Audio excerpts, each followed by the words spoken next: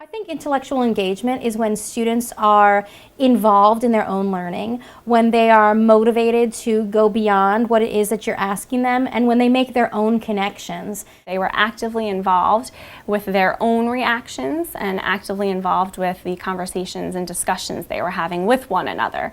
I feel it's when the content becomes so meaningful for a student and so clear that they can make their own personal connections to it, that they want to do some further exploration with it. I want them to ask questions that are either a lateral step over or how they can apply it. And I think by seeing all the various different types of questions that we ask them, they were able to say, well, how would this benefit me later? They're hands-on about their learning. They're in charge of how it happens, and they have some choice and some say in how their learning happens.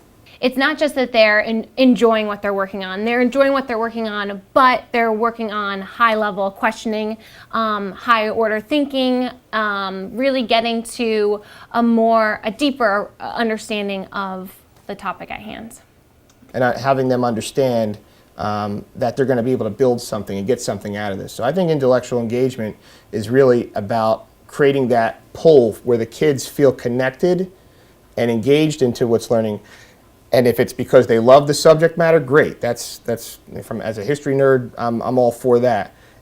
If it's because they have ownership of the classroom, I'm all for that too. They're learning without even realizing how much they're learning because they're so engaged, because they're enjoying it.